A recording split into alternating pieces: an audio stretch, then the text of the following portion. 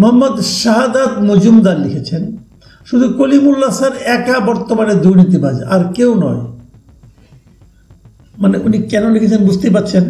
একটা নাজমুল হাসান কলিমুল্লাহকে দুর্নীতির অভিযোগে গ্রেপ্তার করা হয়েছে এই জন্য আর কি। সিরাজুল ইসলাম লিখেছেন, চিন্তার কারণ নেই, উপদেষ্টাদের দুর্নীতি নিয়ে কোনো প্রশ্ন করা যাবে না, গ্যাজেট হচ্ছে। ওকে, মানে উনি একটু ফান করেছেন, বিদ্রুপ করেছেন যে এরা তো কিছু হলে পরে একটা গ্যাজেট করে ফেলে, কিন্তু উপদেষ্টাদের দুর্নীতি নিয়ে কোনো প্রশ্ন করা যাবে না, এই ধরনের একটা গ্যাজেট হয়তো তারা করতে পারে। ইদ্রিস আলী লিখেছেন, মাসুদ কামাল ভাই,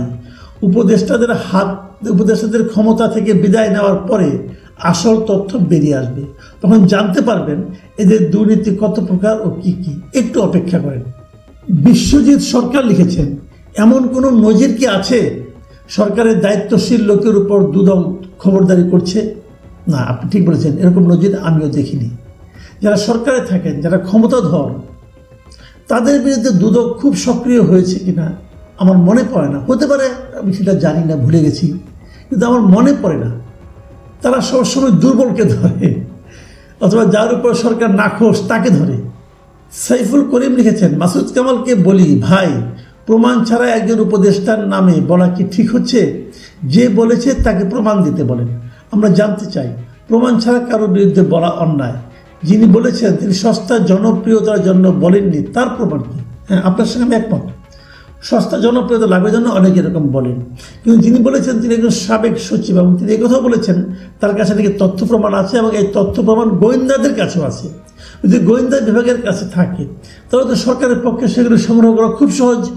সরকার এগুলো সংগ্রহ করে ব্যবস্থা নিক। আর যদি এই তথ্যগুলি সঠিক না হয়, অভিযোগগুলি সঠিক না হয়, তাহলে যিনি অভিযোগ করেছেন তার বিরুদ্ধে শাস্তি হওয়া উচিত। এটা ওনার ব্যাপারে আপনি যে বক্তব্যটা, আমি বক্তব্যের সঙ্গে একমত। এখন আমি যে মন্তব্যগুলি পড়বো এটা কেবল পড়ে যাব এই কারণে এর প্রায় সবই আমাকে কিছুটা প্রশংসা করে করা হয়েছে, কিন্তু তাহলে আমি পড়বো কেন? পড়বো এই কারণে যে মানুষ আমাকে নিয়েও কি ভাবছে একটু শুনি, আর নিজের প্রশংসা তো শুনতে ভালোই লাগে। একটু পড়ি এগুলো। মোহাম্মদ ফারুক লিখেছেন, একেবারে সাধারণ একজন দিনমজুর আমি, তারপরেও বলছি আপনার মতো এরকম একজন সত্যবাদী লোকের জন্য আমার মতো মেহনতি এরকম লাখো মানুষ আপনার পাশে আছে ইনশাল্লাহ। এটা পরে আসলে আমি একটু আবেগাপ্লুত হয়েছিলাম, এই জন্যই পড়লাম আর কি। সাজ্জাদ হোসেন লিখেছেন, এভাবেই সত্য কথাগুলো তুলে ধরতে পারলেই সারা জীবন মানুষের মাথার তাজ হয়ে থাকবেন মাসুদ কামাল ভাই। সত্য সবসময় সুন্দর। ইমরান হুসাইন লিখেছেন, আপনি সবসময় গঠনমূলক আলোচনা ও সমালোচনা করেন, সত্যি কথাগুলো স্পষ্ট বলেন, তাই অনেকের গায়ে জ্বলে। দেশপ্রেমিক মানুষদের ভালো লাগে। এটা শেষ মন্তব্য। রূপায়ণ বড়ুয়া লিখেছেন, ভাই, আপনাকে খুব পছন্দ করি। গত 2-3 দিন আপনার ভিডিও দেখছি, কিন্তু কোনো কমেন্ট করিনি, কারণ আমি মনে করি আপনি হয়তো এবার ভয় পাবেন, কিন্তু আপনি ভয় পাননি। কলিমুল্লাহ আর আপনি যে এক না, আপনি সবসময় সত্যি কথা বলে যাবেন। আপনার আগের অনেক ভিডিওতে আমি বলেছি আপনি ভয় পায়েন না। পিনাকি এনসিপি দলের বাপ এখন পিছু হটছে, বিএনপিকে বাগে আনতে পারেনি, ইউনূস পোল্টি দিছে। আপনি সাহস হারাবেন না, আপনাকে দেশের মানুষ ভালোবাসে। ধন্যবাদ ভাই, আপনার জন্য দোয়া করি। আমার কাছে এটা আমি এই জন্য পড়েছি যে কতগুলো জিনিস বলার জন্য। দেখুন, অন্যরা কে কী করছে, কে পিছু হচ্ছে, কে পোল্টি দিচ্ছে, এগুলো আমাদের দেখার বিষয় না।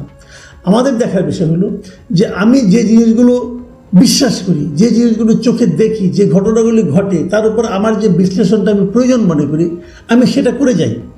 এবং এটা আপনারা যদি আমার সঙ্গে থাকেন, আপনাদের দোয়ায় এটা আমি আমার জীবনের শেষ দিন পর্যন্ত করে যাব। আর এই সমস্ত হুমকি টুমকি, গ্রেফতার এইগুলি ভাই আমাকে বলে কোনো লাভ নাই। আমি এইগুলি শেখ হাসিনারা বলেও শেখ হাসিনার সমালোচনা করছি, যেটা ভালো লাগে না সেটা বলছি। তখন হুমকি ধামকি, গুম হওয়ার আশঙ্কাও ছিল। করলে করবে, এগুলি নিয়ে আমি মাথা ঘামাই না ভাই। আমি মনে করি যতক্ষণ পর্যন্ত আল্লাহ আমাকে রক্ষা করবে, কেউ আমার কিছু করতে পারবে না। আর যেদিন আল্লাহ আমার উপর বিরূপ হবেন, উনি শাস্তি দিতে চাইবেন আমার কোনো কাজের জন্য, সেদিন কেউ আমাকে বাঁচাতেও পারবে না।